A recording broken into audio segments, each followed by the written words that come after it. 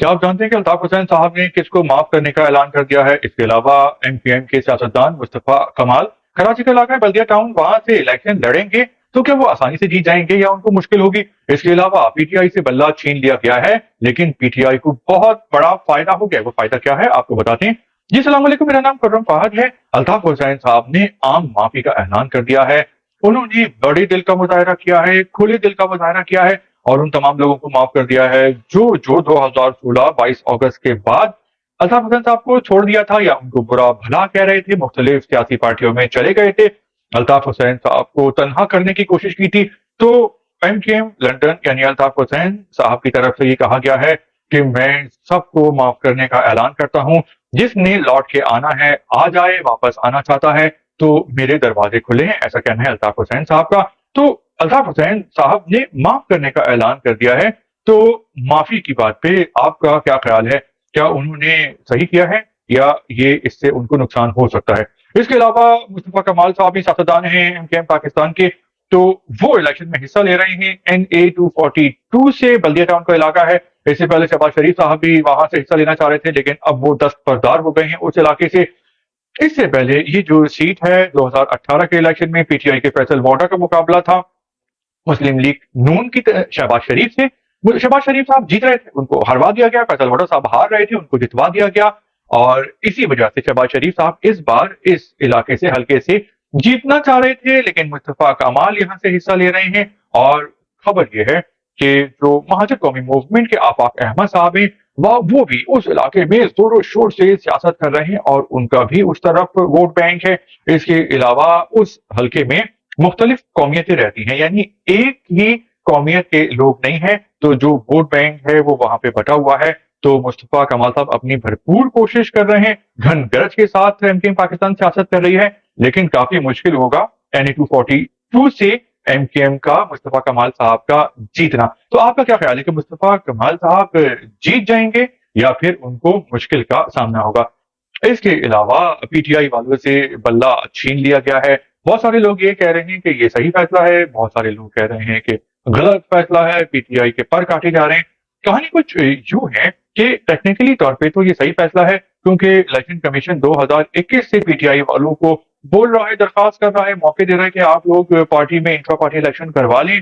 पहले जो करवाए गए थे वो आइन के मुताबिक नहीं थे, फिर दोबारा करवाने का बोला गया, लेकिन फिर ये मामला कोर्ट में गया, कोर्ट ने ऑर्डर किए। उसके बाद जो इलेक्शन हुए तो इलेक्शन कमीशन ने उसको मानने से इनकार कर दिया कि इसमें खुल के यानी जो सबको मौका देना चाहिए था नहीं दिया गया और ये जो है ये आमरीत है, ये जमहूरियत नहीं है। मामला पेशावर हाई कोर्ट में गया, तो पेशावर हाई कोर्ट ने पीटीआई को बल्ले का निशान दे दिया, लेकिन सुप्रीम कोर्ट में गया, इंट्रा पार्टी इलेक्शन की तहकीकात हुई तो उसमें कमजोरी पाई गई और बल्ला पीटीआई से छीन लिया गया। तो पीटीआई को वैसे तो इस बात का नुकसान हुआ है कि सबको मालूम है पाकिस्तान में कि बल्ला जो है वो पीटीआई का इंतखाबी निशान है, तो कोई भी जिसके पास मालूमात कम होंगी या शऊर कम होगा तो बस वो बल्ला देगा, उस पर ठप्पा लगा देता तो उसको वोट डालने में आसानी होती। अब यह है कि पीटीआई के तमाम आजाद उम्मीदवारों को अलग अलग इंतखाबी निशान मिलेंगे, तो उनको बहुत जबरदस्त जोरों शोर से कैंपेनिंग करनी होगी, जो कि काफी मुश्किल काम नजर आता है। लेकिन इसका फायदा होगा और फायदा होगा पीटीआई को, और ये फायदा बहुत बड़ा हो सकता है।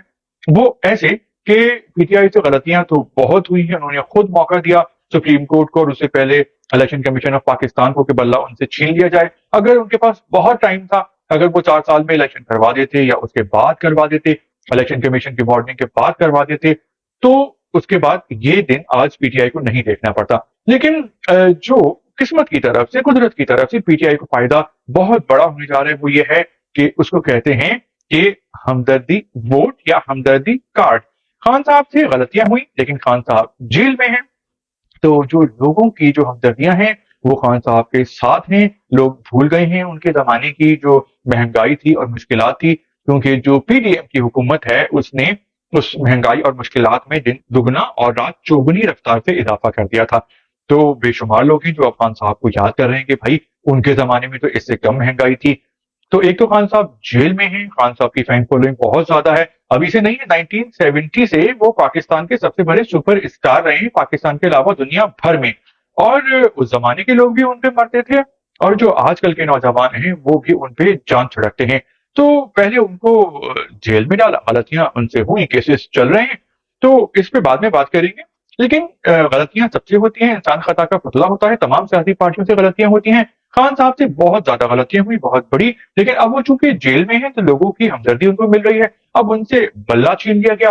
वैसे टेक्निकली तौर पे, कानूनी तौर पे ये सही फैसला है, लेकिन लोग कह रहे हैं अरे भाई उनको बल्ला दे देते, वैसे ही वो जेल में है, उनको इलेक्शन लड़ने देते खुल के, दूध का दूध पानी हो जाता, दूध का दूध पानी का पानी हो जाता कि आवाम किसके साथ है। लेकिन बल्ला छीन लिया गया तो हमदर्दी में और इजाफा हो गया है। और अगर फ्री एंड फेयर इलेक्शन होते हैं तो प्रिडिक्शन यह है कि इमरान खान को बहुत ज्यादा वोट पड़ेगा, बहुत सारे लोगों की सोच से ज्यादा वोट पड़ेगा। तो अब देखना यह है कि इलेक्शन किस तरह के होते हैं। आपका क्या ख्याल है इस हवाले से कि अगर फ्री एंड फेयर इलेक्शन होते हैं तो क्या खान साहब आसानी से जीत जाएंगे? वीलॉग आपको कैसा लगा? आप लाइक, कमेंट, शेयर कर सकते हैं, सब्सक्राइब कर सकते हैं। शुक्रिया।